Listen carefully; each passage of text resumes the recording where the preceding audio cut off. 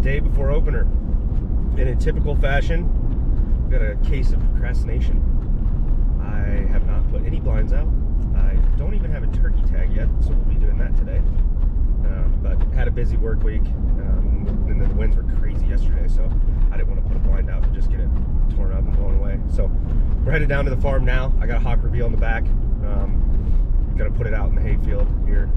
I've turkey hunted this farm for several years, and they seem to do the same thing just about every year. So haven't really scouted it much. Kind of pretty much hunt on memories, but they've always done it year over year, so I'm not sure why it would be any different this year. But I got Mags with me. We're gonna run down here, throw the blind out, get ready for the morning, and then go buy a license.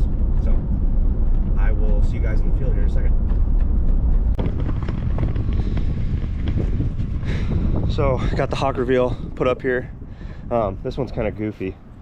I was screwing around last winter on trying to have a little bit more concealment on it, thinking back to when we used to duck hunt and stuff and putting fast grass on blinds. So I put some jute string on this. It seemed to work a little bit, but I don't know. Turkeys, it doesn't matter. I'll pop it up right here in the middle of the field. But this farm right here has a huge draw.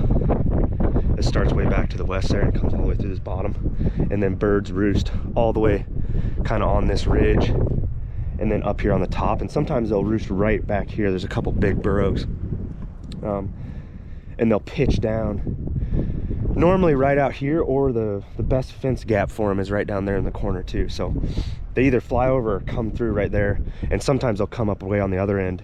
And if I keep the decoys out here on top of the hill, a lot of times they'll run all the way across the field and you get some pretty good footage. So I'm gonna finish staking this down, put my chair in there, and then probably get out of here until tomorrow morning. I just sent out an owl hoot right now, just curious to see if anything gobbled. Nothing did, but it's midday, you know, you never know. So, well, stay tuned. We'll be back here in the morning. Probably be pretty quiet in the morning because it'll be dark sneaking in, just in case they are roosted right here. So hopefully we'll be in the action, but we'll see.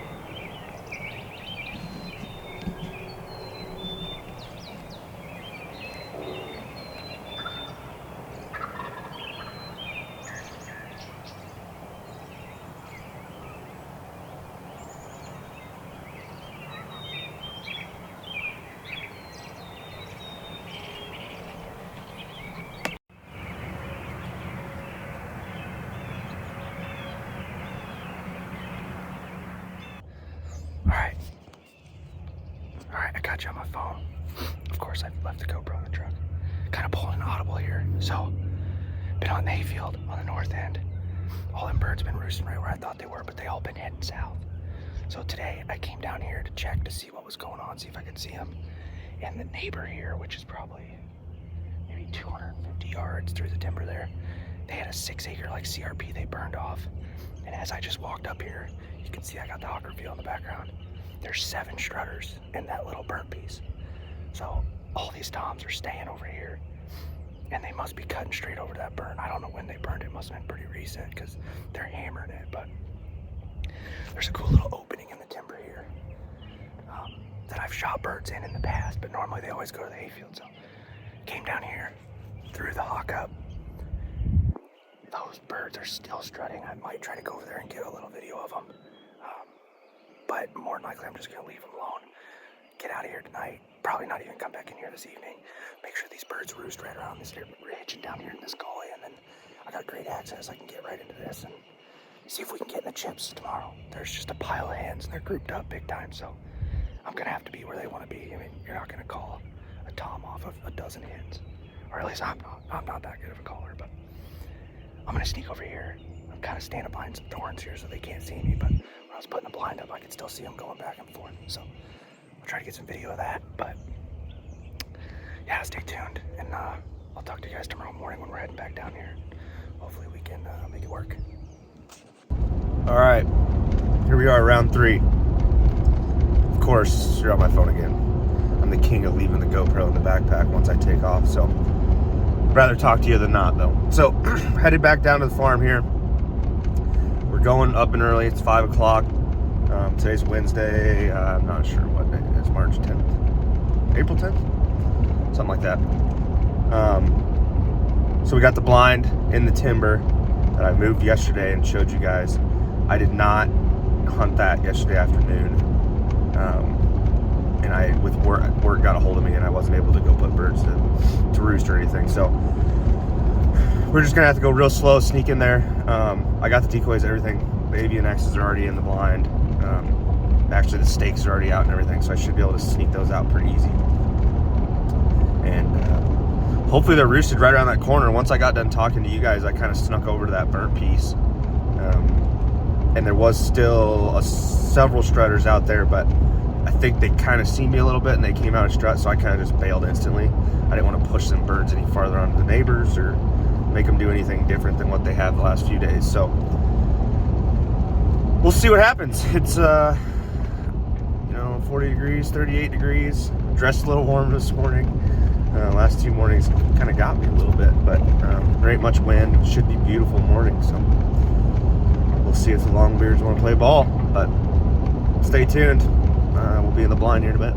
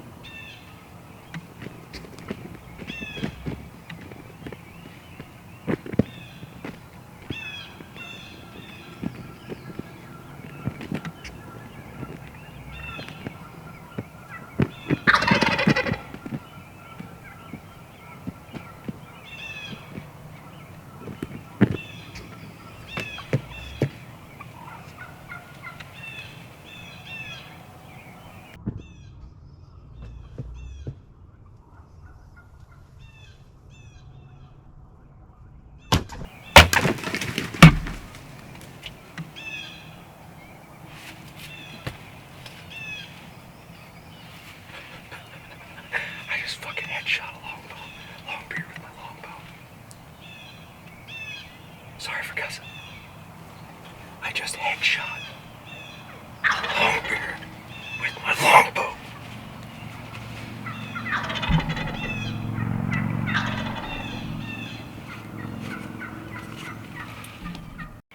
Well, guys, I freaking did it. I headshot a longbeard at about, I think he's about 8 yards. He was standing on top of the AVNX with actually a longbow that I built a few years ago. You know, before I forget, big shout out to Adam Smith at Silent Feather Custom Longbows. You know, he was gracious enough to let me use his shop and build this thing. I've been sending arrows through it like crazy. You know, as you'll see in the video, I actually missed the first shot. So let's give a little rundown of what's happened the last few days here. So on opening day, Monday morning, I hunted the hayfield to the north side traditionally. You know, that's where the birds always go. It's been great. Hunted there Monday and Tuesday, but noticed all these birds were staying on the south end. They weren't coming up north. So when I came down here about yesterday at noon or so, maybe a little bit before that, I realized that the neighbor burnt some CRP over here, and the toms were just flocking to it. You know, there's a pile of hens in it. So I snuck in here. You can see behind me, I put the hawk reveal up, kind of, you know, nestled it up against some thorns there. And then came in, left them alone last night, came in real early. Was actually a little discouraged this morning because everything was gobbling far to the south on the neighbors, and I thought, you know, maybe they just came off that burn, went into the south end onto the neighbors. They're not going to be over here. But just a couple minutes before shooting time, some toms gobbled down here. I gave them a little yelp on the slate, and they hammered right off. And then, wouldn't you know it, probably about a dozen hens roughly, and 2 longbeards landed just down this opening from me. They sat there and, you know, strutted for what felt like forever. And I wasn't able to move the camera. I thought they were going to run right up here, so I threw the GoPro on, got my longbow ready, got turned, and then they end up sat down there and strutted and strutted and strutted. So I apologize that I wasn't able to get the camera down there to see them strutting around, but so be it. They came up here and just absolutely put the whack on these avian decoys. You know, they came running in. It was crazy, just full strut, broke strut, came sprinting up here, beat the crap out of them. You know, I let them do their thing for a minute, and then I was, as you'll see in the GoPro, I was trying to get a shot, but I'm new with the longbow. This is actually my first harvest with this bow, so I was really trying to take my time, slow down, and of course, whenever I did get one to stand still and his head popped up, I rushed the shot. I was worked up. I had 2 longbeards at 8 yards, beating the decoys up, and I just rushed it, shot right over the top of his head. Luckily, the bow was quiet enough. I was able to get another arrow. This guy right here stayed on top of the laydown hen and tried to breed her for quite a while. And then eventually he turned around, looked right at me, and gave me another shot and pulled back. And, you know, it was close, but I got him right there at the top of the head, clipped him, fell right down. And I personally cannot think of any other way that that's any cooler than killing a longbeard, shooting him in the head with a longbow you built 8 yards. It's just insane. God bless, you know. I'm so grateful that I'm able to take advantage of this ground. Shout out to my buddy whose farm this is. You know who you are. I appreciate it greatly. You let me go out here and enjoy your farm. So they're still gobbling behind me here back there. But we're gonna take some photos, take some pictures, get this guy laid out. He kind of looks a little mangy because he's all bloody from the headshot, as well as I guess the brand new avians are gonna need a bath too. There's blood all over them. So I appreciate you guys staying tuned. Hopefully we can put this together for a nice little story.